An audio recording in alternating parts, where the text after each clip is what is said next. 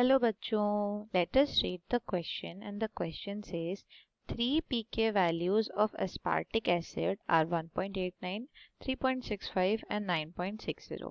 The pi or the isoelectric point of the amino acid is option A 2.77, option B 6.62, option C 5.74 and option D 7. तो इस question को करने से पहले हम समझ लेते हैं इसके की कंसेप्ट को, और की कंसेप्ट में आपको जानना ज़रूरी है कि ये जो पी आई लिखा है ना, ये क्या चीज़ है। तो that is actually your iso electric point. और आइसो इलेक्ट्रिक पॉइंट फिर कहाँ से आता है फॉर एमिनो एसिड्स, ये जानना हमारे लिए ज़रूरी है। तो हमें पता है हमारा एमिनो एसिड का जनरल स्ट्रक्चर क्या है।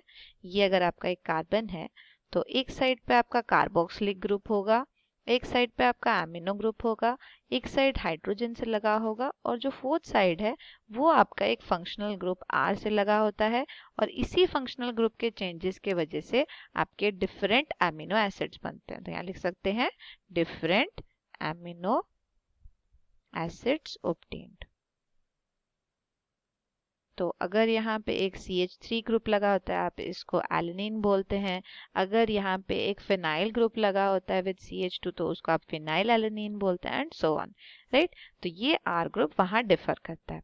अब क्या होता है, ये तो इसका न्यूट्रल स्टेट है, लेकिन जब हम इसको सोल्यूशन में लेते हैं तो आपका जो एमिनो एसिड है it can exist in a charged form, जहाँ पर आपका नेगेटिव चार्ज कैरी करेगा कार्बोक्सिलेट यानी H+ रिमूव कर देगा, और आपका जो एमिनो पार्ट है वो आपका आराम से एक H+ को ले लेगा अपने ऊपर और प्लस टाइप में एग्जिस्ट कर सकता है।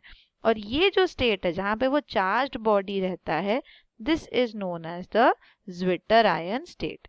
ये है आपका ज्विटर आयन स्टेट। अब होता क्या है, अगर आपका कोई मॉलिक्यूल ज्विटर आयन में है या उसके ऊपर कोई भी चार्ज है और आप इसको एक इलेक्ट्रिक फील्ड में रखते हैं, तो इलेक्ट्रिक फील्ड में रखते ही आप इसको एक पॉजिटिव और नेगेटिव इलेक्ट्रिक फील्ड के अंदर रखते हैं, तो जो नेगेटिव चार्ज है वो पॉजिटिव की तरफ मूव करने की कोशिश करेगा और जो पॉजिटिव चार्ज है वो नेगेटिव की तरफ मूव करने की कोशिश करेगा। तो ये दोनों ही मूव कर सकते हैं, लेकिन एक पर्टिकुलर पीएच होगा जहां पर ये ज्विटर आयन एग्जिस्ट कर सकता है, और जो नेट मूवमेंट है, net movement of zwitter ion, net movement of zwitter ion of the amino acid वो 0 हो जाएगा, of the amino acid is 0। और जिस पीएच पे ये जो नेट मूवमेंट है आपका 0 बन जाता है, इसी पीएच को आप इसका आइसोइलेक्ट्रिक पॉइंट बताते हैं। तो हर एमिनो एसिड के लिए एक डिफरेंट आइसोइलेक्ट्रिक पॉइंट होता है जहां वो अपने ज्विटर आयन स्टेट में एग्जिस्ट कर सकता है, और उसका जो नेट मूवमेंट है in the electric field that is equals to 0। और पीआई कैलकुलेट करने का फॉर्मूला क्या होता है तो वो भी देख लेते हैं। तो जैसे हमने देखा कि आपका जो कार्बोक्सिलिक पार्ट है ये हमें पता है, ये जो होता है ये एसिडिक पार्ट होता है क्योंकि ये H+ रिलीज करता है, और जो एमिनो वाला पार्ट है वही आपका बेसिक पार्ट होता है।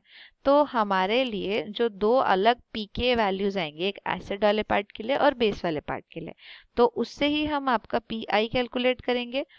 pKa अगर 1 आपका होता है एसिड के लिए और pKa 2 अगर आपका होता है बेस के लिए, तो इन दोनों के सम का डिवाइडेड बाय 2 यानी इनका जो एवरेज वैल्यू होगा वो होगा आपका आइसोइलेक्ट्रिक पॉइंट। ये लेकिन केस है जब आप एक न्यूट्रल एमिनो एसिड लेते हैं, neutral amino acid. In case आपका एमिनो एसिड एक एसिडिक एमिनो एसिड है, एसिडिक, या फिर अगर वो एक बेसिक एमिनो एसिड है। अब एसिडिक और बेसिक कैसे हो सकते हैं, तो ये जो हम एक्स्ट्रा ग्रुप बोल रहे थे ना आर ग्रुप, तो अगर इसी आर ग्रुप में आपने कोई एक्स्ट्रा COOH डाल दिया यानी कार्बोक्सिलिक डाल दिया तो वो एसिडिक एमिनो एसिड बन जाएगा। लेकिन अगर आपने एक एक्स्ट्रा अमीनो ग्रुप डाल दिया तो वो एक बेसिक एमिनो एसिड हो जाएगा। तो तब उस केस में क्या करना है, तो जो भी आपका एक्स्ट्रा होगा उसके साथ वाला पीके आपको लेना है in comparison to the other one. यानी अगर आपके पास 2 COOH हैं तब वो आपका एसिडिक बन जाता है, तो अब दोनों के जो अलग अलग पीके वैल्यूज आएंगे, सपोज इसका pKa 1 है फिर और एक का pKa 3 है, तो आप इनका अब एवरेज लेंगे तो यहाँ पे आपका पी हो जाएगा pKa1 plus pKa3 divided by 2। वैसे ही बेसिक में क्या हो जाएगा, जो आपके दो एमिनो ग्रुप्स बन जाएंगे NH2 ग्रुप्स, एक तो जो डायरेक्टली लगा है सेंट्रल कार्बन से और एक जो R ग्रुप में लगा है, उन दोनों के आप डिफरेंट pK वैल्यूज लेंगे।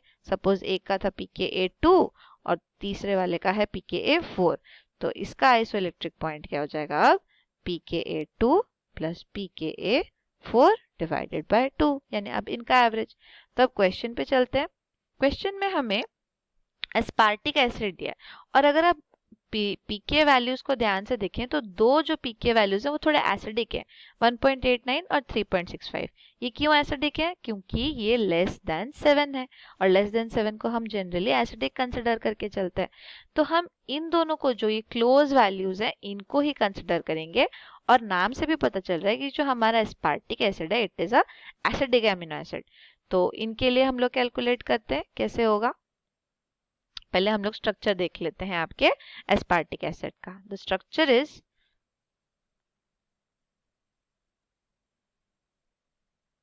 और ये जो R ग्रुप बनता है ये है आपका CH2COOH। तो यहाँ पे आप देख रहे हो दो आपके पास कार्बोक्स लिखे, इसीलिए इनका क्या है, एक एसिडिक नेचर देखने को मिलता है। तो सपोज इसका pKa1 है 1.89 और इसका जो pKa3 है वो है आपका 3.65। तो अगर आपको इसके लिए कैलकुलेट करना है पीआई तो आप क्या करेंगे, दोनों का sum then divided by 2, 3.65 divided by 2। तो इसका जो एवरेज वैल्यू आएगा दैट इज इक्वल्स टू 2.77। तो ये है आपका isoelectric point for aspartic acid. तो करेक्ट ऑप्शन कौन सा है? Our final answer will be option number A, 2.77। Hope you understood it well. Best of luck.